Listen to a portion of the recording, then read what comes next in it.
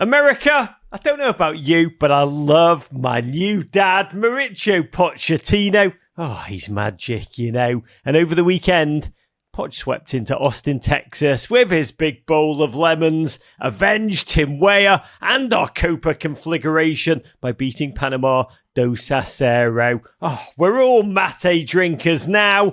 Our gent, clad head to toe in black, hailed his side's, quote, professional performance, which I think is his way of saying, job done, baby. Learning's made. And yes, there were some nervy moments. I think that Matt Turner was nifty AF in goal tells you pretty much what you need to know. But fine finishes from that joyous footballing Care Bear, Yunus Musah, and a late dagger from the closer, El Cerrador, Ricardo Pepi, delivered victory, and we are now poised to descend into Guadalajara to face dread rival Mexico, the Veronica Corningstone to our Ron Burgundy in the fight for Concacaf supremacy. In Tuesday night's late rumble. And it's a joy to break all of it down, all that's been, all that is to come, with former US men's national team striker, host of Football Americas with Herc and Sebi, exclusively on ESPN Plus, and also the man behind Vamos on this very Men in Blazers media network. It's my friend, Mr. Hercules Gomez. Raj, my man, how are you doing? Good to be with you. Oh, Herc, these are great days. What a magical night. Our boys playing Panama in Austin with Poch. Top line. I mean, for me, I said on my post-game show, seeing him on the sideline leading our boys, it was slightly surreal for me. Not going to lie, it's like one of those funky, slightly odd, wonderful celebrity cameos on daytime soap operas, like when Snoop Dogg rolled into One Life to Live. How was it for you? First off, let me start off with the crowd. I was pleasantly surprised to see a crowd show up again. It's been quite some time since the U.S. men's national team has seen an atmosphere like that, has seen a crowd. And Austin never disappoints. I'm hoping the people down at Q2 get better luck next season with their team because they've got something special there.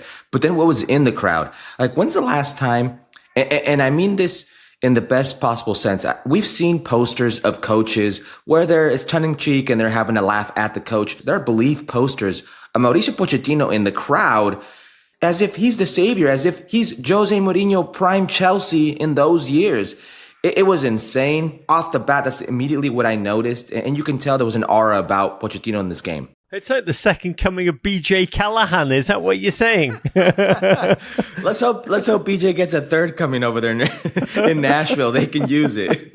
This interview special is brought to you by our good friends at Prize Picks. Download the Prize Picks app today, play $5 and get $50 instantly when you use code MIB. Poch tifos before the game, Poch chants after it. GFOP at Buddy Guy asked the big question. Buddy wrote, I watched 90 minutes of US action and didn't want to kill myself after the final whistle. Pochettino has saved my life. Do you think he's got a brother that can coach Everton? Oh my God, bite your arm off for the lesser Pochettino brother to swoop into Goodison Park. But I do want to raise my third first Michelob Ultra of the day to winning, because that's what Poch has made his mantra for this team. Again, his best quote so far about being rigid in a philosophy when it's clearly not working. He said, people sometimes say, no, that's my philosophy, my idea, and I'm going to die with my idea. No, I want to live because life is amazing, which I think, honestly, is a truth which transcends football. But let's dive into the game together, because it was a game with sub-layers of pressure.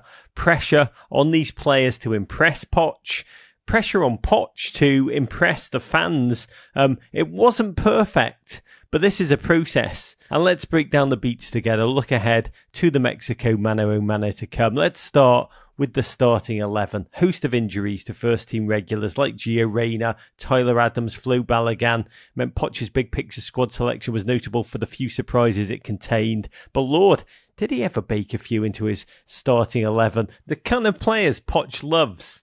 Ultimately, they're kind of like the Brendan Aronson mould. His use of Brendan was fascinating. Aidan Morris, players who've got motors always set to full throttle for 90 minutes. Not just on the field, but in every moment of training. Poch, by the way, loves Brendan Aronson. He's been very clear at every opportunity. Big picture, the first half, big picture of playing. What did you see that was different to you in the setup and style? We had three at the back, Yunus Musah out wide, on the right, almost absolved of his always-on defensive duties that we were used to under Berhalter. Anthony Robinson being a true attacking option on the left. Three at the back, Morris and Bouggio, a bit like Brian and Stewie Griffin in the midfield. Clear desire to win the ball back high. What did you see, Herc?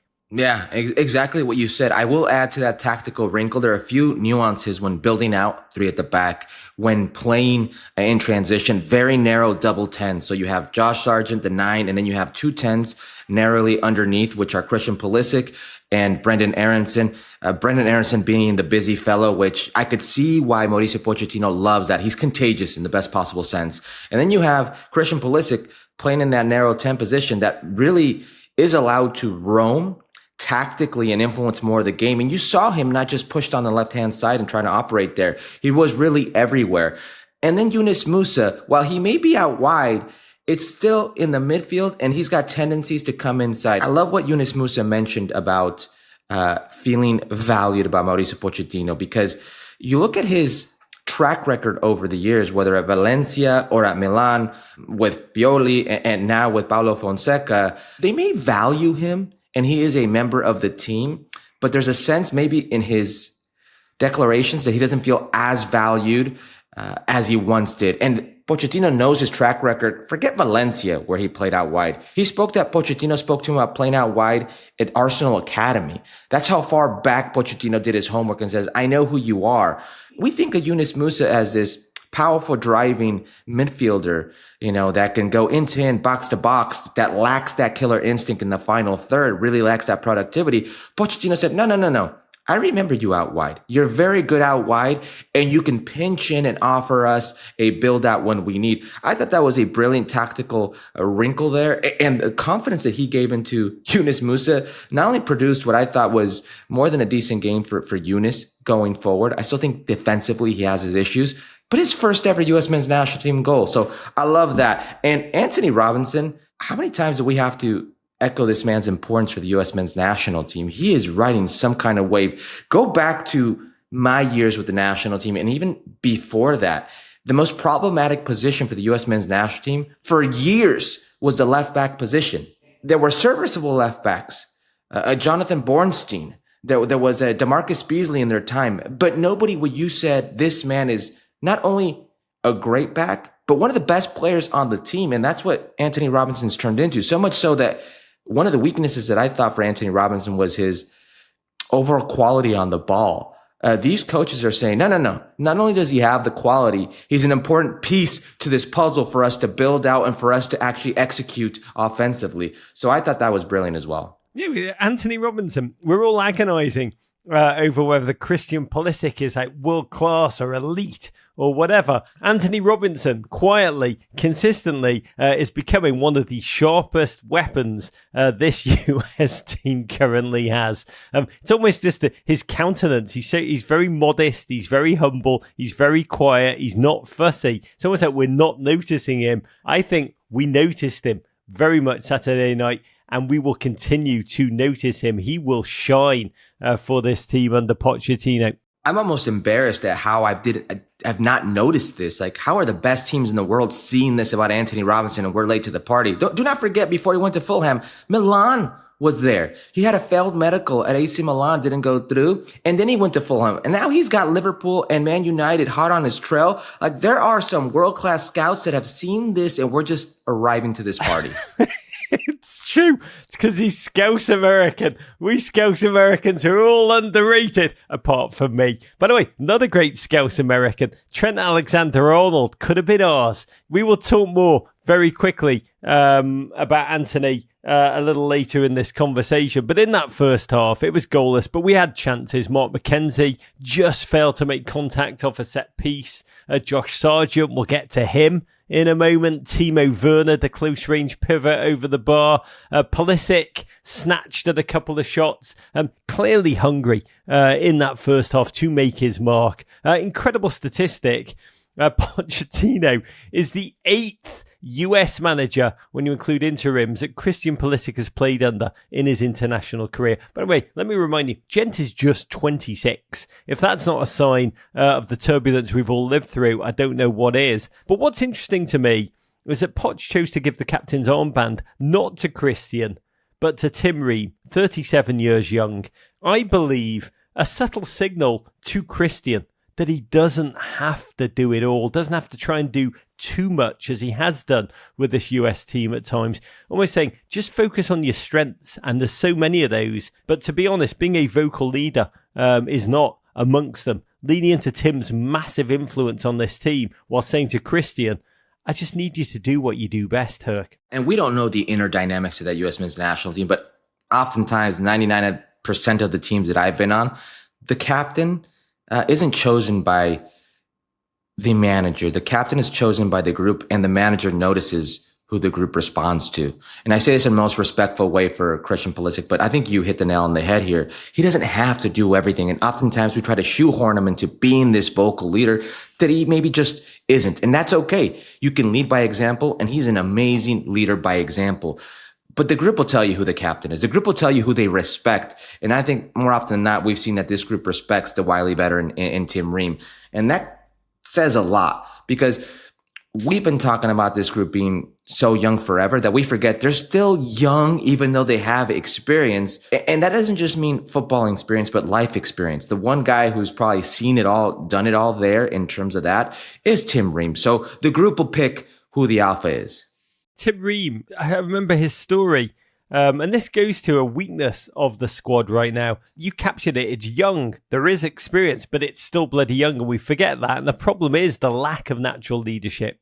Tim Ream, on one of his interviews, told an amazing story that Berhalter used to demand the players only get up from the table when the last player had finished eating. And all the players would always look every meal to Tim to tell them when it was, like he was the father giving them permission every meal. And he'd be like, guys, someone else can make this decision. It doesn't always have to be me. But there you go. You know, the group will choose. The group naturally knows and will lean to who that leader is. But we need more leaders. And by the way, I did love watching Aidan Morris, just 22. What is it, like 8 caps, but shouting at everyone around him, including Christian Pulisic. We need more of that. And I do think long term, if Tyler Adams does not return soon, and please God, Tyler Adams is poised to return for Bournemouth after the international break, as Iraola has talked about for Bournemouth, because that gent is the single most natural leader of this group. Herc, I can see a future where Anthony Robinson will be the United States captain. He is well respected amongst the group, well liked. He's a guy that doesn't really speak out of turn. And when he says something, I'm not just talking about the players, the press as well. He's one of the dependable guys that you have on this team. So I've never thought about Anthony Robinson being that leader, but I think you're right. This team lacks leadership, and that would normally not be a problem, except this group is shown to be so inexperienced that they still don't govern themselves in a way that I would feel comfortable, and I'm not sure Mauricio Pochettino feels comfortable with yet. So that is an issue, and having more leaders could certainly benefit this group. Let's talk to a striker about strikers. And I mentioned Josh Sargent's big chance, big miss. Top line, it was fantastic to see him back in a US jersey. Gent has had so many agonising injuries. I think he'd only played like 30-ish minutes for our boys since the 2022 World Cup. The writer Alex Calabrese put out a list of players who've scored for the US men since Josh Sargent last found the back of the net. There are 39 names on that list, which is remarkable. We'll talk more about Ricardo Pepi in a moment, but in terms of Josh Sargent's fit, what do we learn, if anything, about the race to claim the US starting striker role in this one? I think it's still open. And listen, I've been the guy that since Josh Sargent broke into the scene has been saying this kid has something special. He is very talented. If you took across the board who was a better back to goal player, finisher, left foot, right foot, heading ability, IQ, tactical nuances, he would score on average more than all the players, all the 9s in this pool. My fear is that's as good as it gets. There are players who are like that, who don't put it together when given an opportunity. There are the Timo Werners of the world, the Kai Havertz, who are very good. And Kai, to his credit, has scored some big time goals. Josh Sargent hasn't had that, and he's not proven to be fit to be on the field. Before this camp, actually during this camp, before this game, I heard an interview, and they have to forgive me to where I heard it, but it's Josh Sargent talking about how he can't shake off this injury. And he's played injured for the better part of a year. And every time there's an opportunity to represent the U.S. men's national team, he does this transatlantic flight, the ankle gets inflamed, and he can't perform to the level that he is used to. Fans are going to listen to that and say, that's an excuse, and I don't care. And they're to the point where maybe they are right. We'll get into Ricardo Pepi. We'll get into Haji Wright and Fowler Balogun. But Josh Sargent had one opportunity, and he missed it. And you can see his face. And I am paraphrasing right now. Reading his lips, it was, are you kidding me? After missing that chance. And Ricardo Pepi comes on, gets hit in the face in the first minute of playing. And in the last minute of the game, I don't know if he's concussed or not, still puts the ball in the back of the net. He had one, and he took advantage of it. So Josh Sargent, for as good as he is, needs to take advantage of the very few opportunities that he's had with this U.S. men's national team, and he didn't. But in between the boxes, there was a lot of good play. The link-up play with Christian Pulisic, the way he tactically set up the opponents to attack to one side and then shuts that side down. He's a very nuanced and intelligent striker. But when you are 9, the only thing you can do to defend yourself, Raj, the only thing you have to say, here I am, are your numbers. And he's lacked those numbers. Oh, God, that's agonizing. He's Josh Sargent said about his ankle to Brian Scoretta. It's been a long process dealing with it. It stems from the original ankle injury. There have been little things that have come of it. Right now, it's in a good place. It's been annoying for me to come into these camps and not be able to play. Herc, if he was wearing the yellow of Norwich and that ball came to him that close to goal, he would have scored, wouldn't he? He would have put it in the upper V. He would have gone home and been like, I'm the man. This is what I do. This is normal. And this is very telling of these players and the professional immaturity. And I say this respectfully. They're still dealing with who they are at the club level, where they've proven themselves or not, and who they are at the U.S. men's national team level, and if they've proven themselves or not. It's night and day. And it's mental, it's psychological, and he can't shake it right now. And yes, it could be the ankle, but that bum ankle we've seen has done pretty well in the championship. And that bum ankle, as we've seen, has held him back. I don't even know if it's held him back as much as psychologically he's held himself back, but it's been an issue at the U.S. men's national team level. I've just realized how to fix this. Pochettino, I know you're listening. Have a kit. Get rid of that awful Grateful Dead tie-dye kit. I love the Dead, but the Dead is not the way we should be taking to the field in international football play. God, Friend of the Devil is now playing in my head. Poch loves lemons. Yeah. Have a Poch Lemons US men's national team third kit, yellow shirt, green shorts, a la Norwich, and Josh Sargent will be unstoppable. A little ginger lemonade there, maybe doing good. Ginger lemonade. I think we just branded something for the US men's national team. Get on it, Michelob Ultra. But we needed a bolt of energy after the break. Whatever Poch said at halftime, it worked, because just 4 minutes into that second half, a stunning, flowing moment of clinical football. Started by Anthony Robinson, muscular and determined on the left. Unleashed Brendan Aronson, proper Poch player. A lot more muscular himself suddenly. He's definitely been hitting the Leeds branch of Crunch very hard by the looks of things.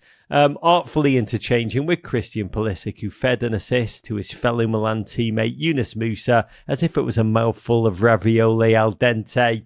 Musah had got himself deeper into the box and maybe Greg Berhalter would ever have dared dream. He finished with a flourish. First ever goal for the US team, reeled away with Ewok levels of joy. Oh, God, I was so happy for him. You've already said it, Herc. We forget how young Yunus is. Still only 21. Even though he's been around since 2020, in this game, he became just the second player in US men's national team history to play over 3,000 minutes before turning 22, the other being Landon Donovan, which puts him in pretty exclusive company. You've already hit what he said post-game that I thought was beautiful. Yunus said, I could see he knows a lot about my background. He knows about my academy days, playing at Valencia, everything. That's why I played wide today, because Poch knows I can play wide as well. It's nice to have a coach who knows about me. Now, when a new coach comes in, there's a tendency for players to speak positively about him. And there's a tendency also for that positivity to be seen by fans as a diss of the previous regime. That line, though, Herc, it's nice to have a coach who knows about me, about my background. Is that something that should be read as a subtweet of the previous experience? No, I think he's talking about Milan there. I think he's talking about his club career. He's talking about Stefano Pioli. He's talking about Paulo Fonseca. He's talking about the lack of playing time now with Milan. Because if anybody, and we've had Yunus on Vamos, and we've spoken to him, if anybody believed in Greg Berhalter and had a deep respect for Greg Berhalter, it was Yunus Musah. Let that be clear. There are some people in this game, and Roger, you've been around this game for a long time. The old adage, you never meet your heroes, applies to a lot of athletes, applies to a lot of footballers. Yunus Musah is absolutely 100% part of the good guys group. He would never intentionally say something like that. So I know where this is going. And he is maybe giving us insight to what he's feeling at the club, in his club situation, what he's feeling there with Milan. But by no means do I take this as a slight with Greg Berhalter. But you're right. A lot of what we've seen in this camp, many can construe as a slight at Greg Berhalter. Intensity. Tim Ream. I've been with this program for 14 years and I've never had a 2-hour session. And people are like, what? You're a footballer and you've never had a 2-hour session? I was with the national team for a long time with different coaches. I cover this game for a lot of teams, a lot of national teams, and I speak to players. 2-hour sessions on the national team, yes, they are unheard of. For logistical reasons, for rest reasons, for reasons that just don't make sense. They're unheard of. At the club level, you can have them, but usually when you have these 2-hour sessions, the coach is trying to send a message. At the national team, he's trying to preserve players, as you can see with the second game that we will get into. But a lot of these messages or things being sent out aren't for you to say the last regime didn't do well. They're just being honest of what's going on with the current regime. By the way, if Bob Bradley was not running 2-hour sessions with his team at international level, and Bob Bradley was a fearsome, strict, incredible taskmaster, then it's no knock on any regime. But let me say, I was delighted for Yunus Musah. I was also elated for muscular Brendan Aronson, as he should now be known. As a player, I believe Poch is going to take under his wing and try and lift with that Poch man management and motivation. Pochettino loves nothing more than that effort and desire to get up and down and help in every place on the field. And Brendan, who was so strong at the beginning with Leeds and really looked phenomenal for a brief spell with this US team, to see him soar again, please God. But let this story show. Panama actually outshot the United States 13-11 and did come close to scoring on multiple occasions, most memorably 52nd minute, when gorgeous Matt Turner, who'd been given the goalkeeper nod despite his lack of first team minutes, he exclamation point executed a courageous double save. I was so bloody happy for him. For Matt to feel his best again and show his best again. We needed that. He needed that. Said post-game, it's been a while since we've won a game and had a clean sheet. So yeah, it's nice to set off this era with a win. Winning is something that you learn. That's a Pochetism right there. But to be honest, Herc, there was a lot of sloppiness in possession, which is to be expected at the beginning of a new chapter. But we did look frighteningly open at times in transition. Why was that? Especially the first 30 minutes. I'm thinking, what has really changed here from the previous regime? Now, there are tactical nuances and differences in the way they set up. And I thought it was very interesting that Mauricio Pochettino respected Panama as much as he did. He knows Thomas Christensen, the manager for Panama, that they know each other. But there was a clear line of confrontation. I'm asking myself, where's the urgency to win the ball back that we keep hearing about? Well, no, if they don't come into this line of confrontation, if they don't come into this area, you stay. Because what they're trying to do, Panama is trying to bait you. So he clearly respected Panama and what he's seen either in scouting or footage or whatever the report was. There was a certain level of respect there. And then we see why. The U.S. men's national team, when they get overzealous, when they actually come out and they get played through, there are large gaps. There's a high defensive line for the U.S. men's national team. And you saw in the second half late a deep ball that Fajardo should have done better with the Panamanian 9. It gets across the face of the U.S. men's national team defense. Mark McKenzie, not too tight on that mark, loses him. And Fajardo slides when he had more time. And if he realizes how much time he has, I don't think Matt Turner can do anything about that. And I don't think we're having a talk right now about how positive this window was for the U.S. men's national team. Per my colleague at ESPN, Casey Keller, who we were texting with each other during this game, I said, I can't believe the stubbornness to play out of the back the way they have. There was a sequence in the first half where it was Mark McKenzie trying to build out of the back, and there was Anthony Robinson trying to drive the ball out of the back, and they get picked off, and then Matt Turner gets the ball back and ends up hitting it outside or out wide for a throw-in. And I remember saying, I can't believe they're still at this. And his text, and it's still very much in my brain right now, old habits die hard.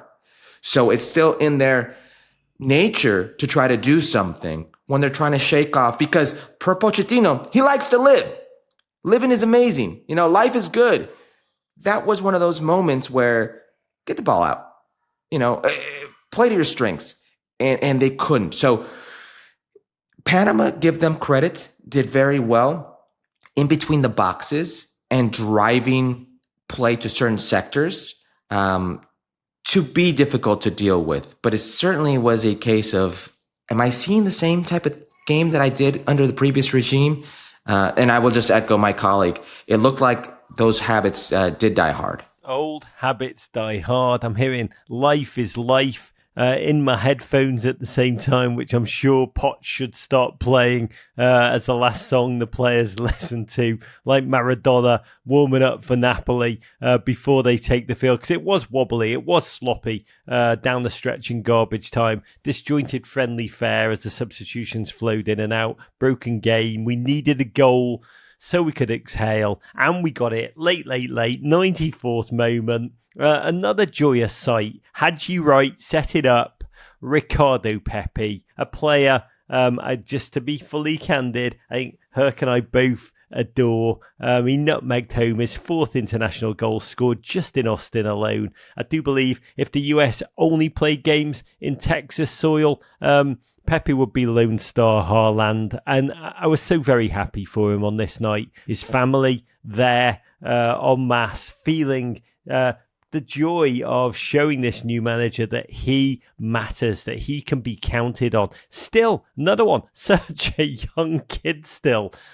Already suffered torment by being crowned prince by Greg Berhalter and being dumped cruelly right on the eve of the World Cup. You tweeted on Saturday night he should have been in Qatar. And at his goal-scoring rate off the bench for the US men's national team, he will be at the next World Cup. But Herc, won't one person just step up and say, America, I want to be your starting striker. You can count on me. I mean, the U.S. men's national team's not had a reliable 9 since the Josie Altidore years. A 9 that you knew was going to be the 9. That's that coach's go-to guy. No matter what, you're not moving him. Sure, there could be injury. There could be a run of form. Maybe he's in or out a lineup briefly, but that's the 9, and that's where you are. And if you won't consider Josie Altidore that 9, even though his goal-scoring record should indicate that, we're going to go back to Brian McBride. That's how long it's been. Edson Buttle erasure. Shout out Edison Buttle. Edson Buttle's a great guy, by the way. And honestly, underrated goal scorer. But if you look at these 9s, Haji Wright doing his damage out wide. He didn't get an opportunity as a 9.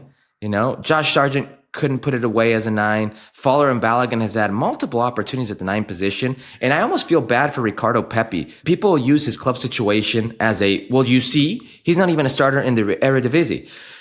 That's a little bit false. Yes, he's not a starter, but there is context to that. In front of him is a 34-year-old striker, yes, 34 years of age, but who happens to be one of the best players in the Eredivisie. Last season, he was the MVP, and that's Luc de Jong. Leading goal scorer, one of the leading assist men in the Eredivisie in the Netherlands, and he's the team captain in front of him. When Ricardo Pepi plays, he scores. He puts the ball in the back of the net. whether it be club or country. He's the one constant player that we keep having to make excuses for. Yeah, but this. Yeah, but that. Last World Cup cycle, Ricardo Pepi, if people do not remember, under Greg Berhalter, I will remind him, comes in against Honduras and single-handedly saves Greg Berhalter's job. There is nobody on that U.S. men's national team, sans Christian Pulisic. Listen to the name I'm mentioning, Christian Pulisic, who scored more goals in that World Cup cycle than Ricardo Pepi. And he doesn't go to the World Cup. And people will say, well, he was in Augsburg and wasn't scoring goals. No. He was already in the Eredivisie and he was scoring goals. He was scoring goals at a rapid rate. Greg Berhalter chose not to take the guy that single-handedly saved his job. A player who was a teenager, who would have had a World Cup under his belt, a goal scorer, a guy who finds the ball in these awesome, amazing positions because he has that nuance to his game. And again, while other forwards had one, didn't take advantage of it, he may have been concussed and still took advantage of it. Megging the goalkeeper. He is a player that takes advantage of the opportunities that he has. A player that I firmly believe will be, if healthy, at the next World Cup because he's shown under various situations he is capable of consistently putting the ball in the back of the net. Big love, Ricardo, Pepi, and to your family. It was joyous watching them feel joy. For you, American John Duran. Okay, big question here. Herc, what was different about this game, this performance, and what was not? What was different was the execution. You've had good moments against Panama, against other clubs or other countries, in Concacaf. And there is a saying in Mexico, jugamos como nunca.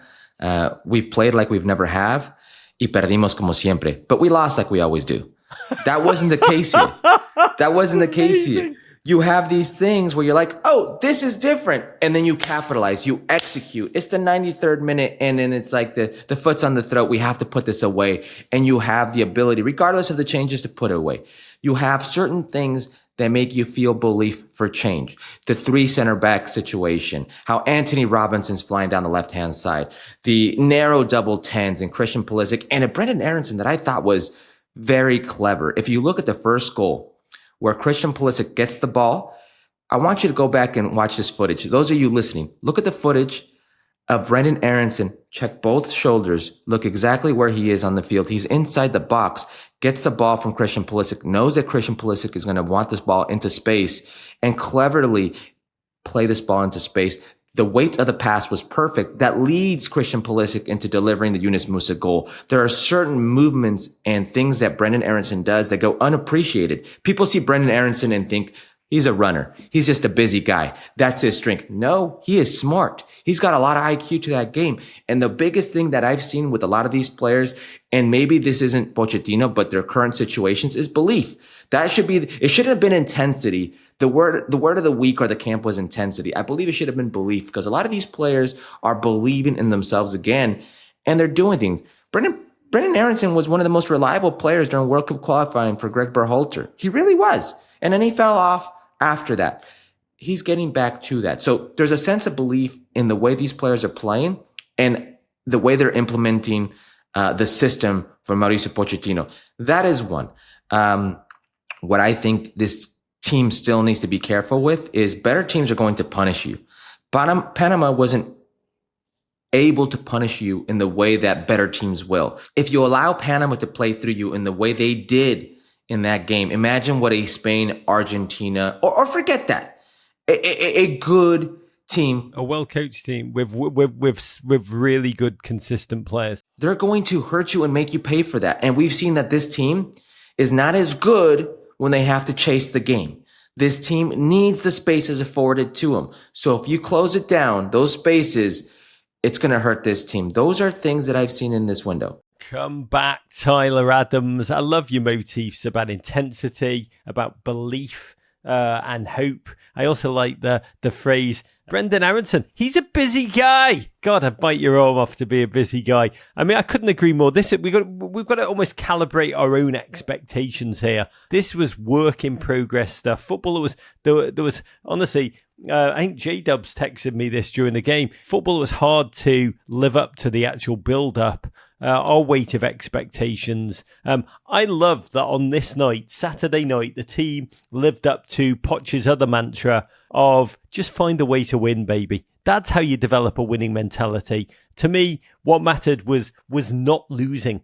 We had to change the narrative. We badly needed a win after this summer that we've been through. Since June the 1st, the US men have a record of 1-4-2. Which has been numbing, soul-destroying to live through. The number of people in comments under the Pochettino interview I did a couple of weeks ago, the first interview he did in Manhattan, where he talked about the winning mentality. A number of people in comments have said, I cannot wait to actually travel to Texas to watch this game again. This is the importance of the moment. This game was just a friendly, it meant almost nothing.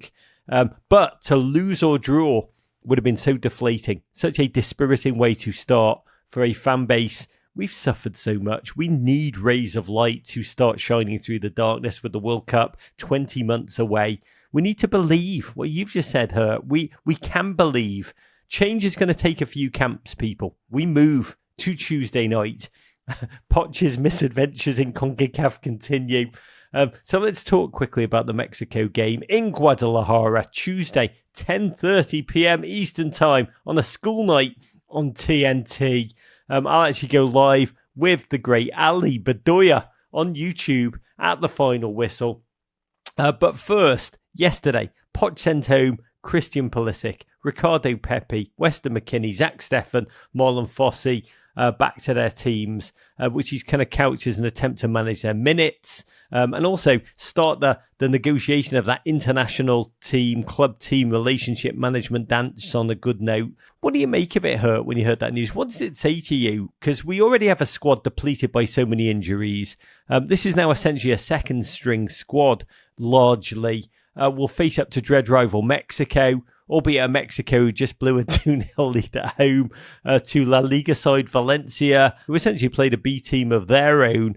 What would you expect? And is the sending home of all of these players a show of confidence in the depth of his squad and about rotation? I guess I'm asking, is Poch out to win, or is he still saying, I'm just evaluating talent? Well, he's going to be out to win, but this tells me that times have changed.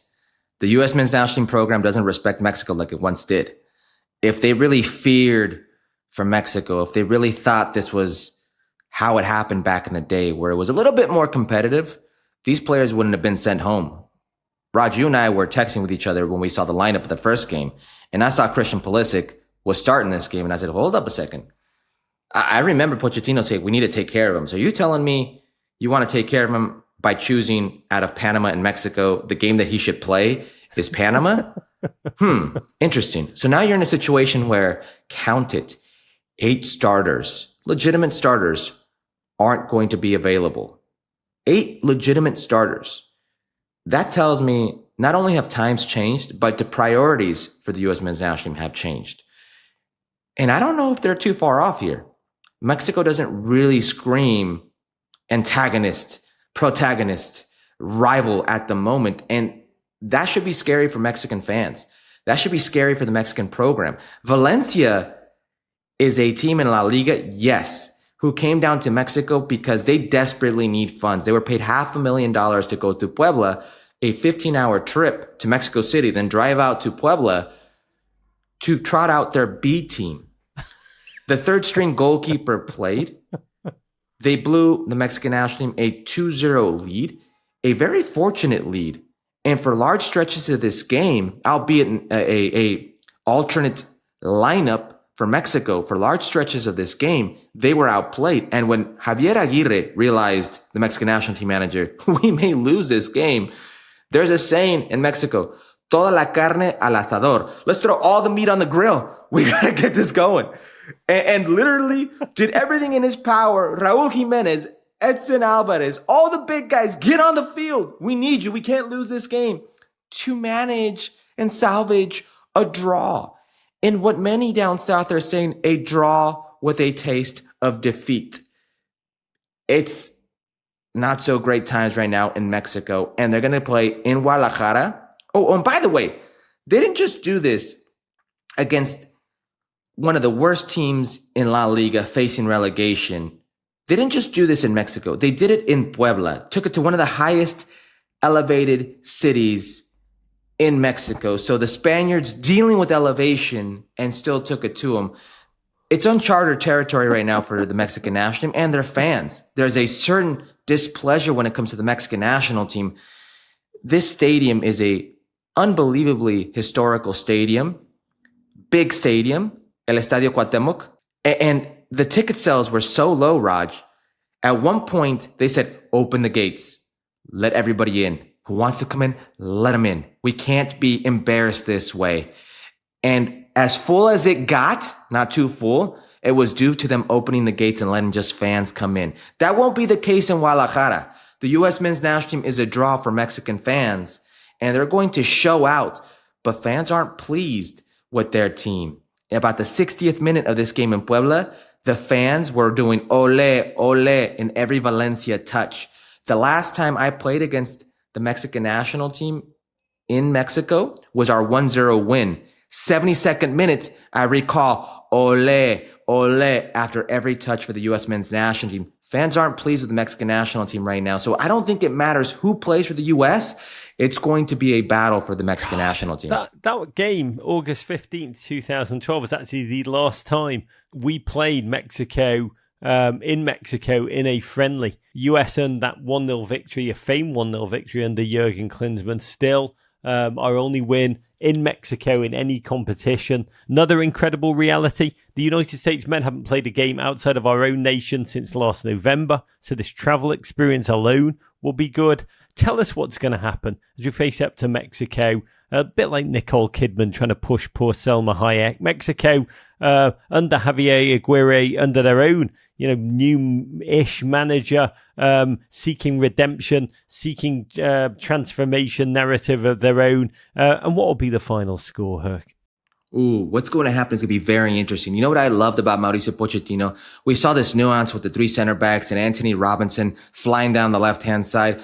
I don't think that's how it's going to always be. Are you telling me that's how it's going to be when Serginho Dest is back into the fold? If and when Serginho Dest comes back into the fold, there are going to be nuances that change. With Fowler Balogun, if he is the 9, with a Weston McKennie, if he is there, with a Tyler Adams, if he is there, Timothy Weah, you're not going to see Yunus Musah. There are going to be nuances that change the way they play. Just win, I think, is the proper mentality. With what you have, can you get a result? And I think that is very dangerous to the Mexican national team. The Mexican national team has proven under Javier Aguirre that they do not build out, they do not construct proper football in the final third like other Mexican national team coaches. That's not in his DNA. He is very much a bombero, a fireman. You bring a fireman to save the house. You bring a bombero to save a team. He is the type of coach that gets brought into situations of relegation. And when you're in a relegation team, you don't think about playing proactive, beautiful football. You think about rigid, defensive, structured, grind out results. That's who Javier is, but that's not very much in the DNA of the Mexican player. So if the Mexican national team go into a situation where I think the U.S. men's national team respect the style as the way Pochettino respected Panama and Thomas Christensen, the coach, and said, line of confrontation, give them the ball. I don't think Mexico knows what to do with the ball. And I think those spaces will be there for the U.S. men's national team to exploit. Very much so how we spoke about the psyche of certain players in the U.S. men's national team. The psyche right now of the Mexican player is as fragile as I've ever seen. They know that their fan can and will turn on them any given circumstance these days. So if you can use that to your advantage in Mexico, in Guadalajara, where there won't be altitude, where it'll be a better type of situation for you. I don't care who the U.S. men's national team has. It'll be a battle. It'll be something they can hang their hat on. 8 starters aren't there. If you would have asked me if 8 starters were there, if I thought the U.S. men's national team would win, I would say, yes, this streak keeps on going. I still think they get out unscathed. I think this will be a draw. I'm going to say 0-0-1-1 draw, U.S. men's national team versus Mexico. You've got to go back to 2009 to pinpoint the last time the U.S. men's national team lost to Mexico in Mexico. 2009. Mexico struggles to play in Mexico. Jamaica come in there. Honduras, Panama, Costa Rica, Canada, and they make it a game versus Mexico. Right now, I think their own public are playing against them, and this is going to be a nervy 0-0, 1-1 draw, I feel. The way you described them, you make them sound like the Manchester United of CONCACAF. That is a great example. That's how toxic the situation is right now. Oh my God, Ten Hag in. By the way, I agree with you. More meat. I do think it's going to be a draw. I think it'll be 1-1. Brendan Aronson delivering for his new dad. Herc, it's been amazing breaking this all down with you today. I can't wait to watch you do the same again on Football Americas, on ESPN Plus, then on Vamos later in the week on the Men in Blazers Media Network. Let me give you a final word. Speak to the American fans. Speak to us about this moment, the Pochettinoing of our squad, and tell us something that I've not asked, but you think it's important for us to know in this moment. I'll go back to the word belief, and I know it's very cynical at times for me on this side of the camera, this side of the microphone, to ask fans to keep pouring their money, keep pouring their time, invest more into these players. But these players have, yes, had every advantage in the world that previous generations have not, but they're also taking the brunt of it like previous generations have not. That's a reality. These players didn't fail to qualify for the 2018 World Cup. These players didn't fail to live up to massive investments of the game in this country like previous regimes. You're looking at a guy who was part of Project 2010. Raj, do you remember Project 2010? We were supposed to win the World Cup in 2010. I was at that World Cup. I can tell you, we did not win the World Cup in 2010. But these players today with social media, these players today with the amount of attention they get are taking the brunt of it and oftentimes don't have that credit or equity in the eyes of the fans. I asked them again to believe. Each player plays a role, a part on this team, whether it's a starter or not, but trust the process. And oftentimes we hear this and we think you're supposed to blindly go into it. There are good things, good groundwork being laid. You have to just believe. And especially, and I'll leave you with this. Be realistic. Be realistic about what you have. If the U.S. men's national team go into Mexico and lose without 8 starters and practically a BC squad, does this mean the program is done? It's over. It's not going anywhere. Pochettino? Absolutely not. Like, it will not mean that Javier Aguirre and the Mexican national team are going into the right direction. Try to be as realistic as possible. And I think good things are going to happen. I like what I saw. I like what I heard. I want to believe in where this is going. God, more meat. Herc, asking for more realism is just not realistic, baby, is all that I can tell you. One final note. I said this on Saturday night. I do think it bears a repeat. One place where I do hope Poch and his profile can make an immediate massive change for the United States program is in attracting an elite US dual national. 2 immediate targets, Arnie Chase, 20-year-old Japanese-American, plays at the back for Stuttgart, and Luca Koleosho, just a phenomenal 20-year-old from Norwalk, Connecticut, currently with Burnley, rumoured to be moving to a much bigger team in January. When I say much bigger, I mean no harm, JJ Watt. Currently an Italian youth team player. Come on, Poch, baby. Come on. Get stuck in. Announce either one of those. Let's be greedy. Announce both of them. And it would be optically and on the field truly game-changing. Right, Herc? In the way, bring this back down to our world, that Tata Martino was able to attract young South American talent in the Atlanta United. And now, well, maybe not him, but Messi at Inter Miami. In that way, maybe one of the greatest victories in landing Pochettino wasn't just the coaching experience, was the cachet that comes with having a coach like Pochettino. And if you pick up a phone call from Mauricio Pochettino, it's pretty hard to say, no, I don't want to play for you. This is a massive draw for the U.S. men's national team, and I think one that they've never had before. When does Lionel Messi get to be considered a dual national? When FIFA, get on it, change your rules, baby. Mattel, how many more years do we have until Mattel Messi's eligible for the U.S. youth national get on it, team? Double M. I'm going to print that shirt out right now. Messi. We already have Cristiano's son. He was born in San Diego, Cristiano Jr. Doesn't it work that once your kid plays, you immediately become eligible like LeBron and Bronny? It would be unbelievable. Bronny. Let's have them all, by the way. I'll have Bronny, Matteo Messi, Lionel Messi. It will be. We'll have Busquets and Alva. You two, come on over to the Force of Good. That is it. Oh, we can but dream. Subscribe to our YouTube channel right here, right now. Come and join us Tuesday night. Well, it's really Wednesday morning, late after dark, when the Mexico-US Rumble final whistles. Will be live here with my friend, the great US men's national team and Philadelphia Union wonder, Ale Bedoya, breaking down all we've seen with you in a Do It Live. Come and have your say, America. I'm also filming with Thomas Frank of Brentford and on a slot of Liverpool this week. So lots more wonder to come on this YouTube channel, on Men in Blazers Media Network. Herc, all I'll say is much love to you, you beautiful human being. My guy, we need to put some glasses on Arne Slot. I want to see that mirror match between you two. Oh my God! Too much. When is so much bald? Too much bald is one of life's great philosophical questions. God bless you. Let's not take a moment of watching football together for granted. Go USA and vamos Pochettino. Courage.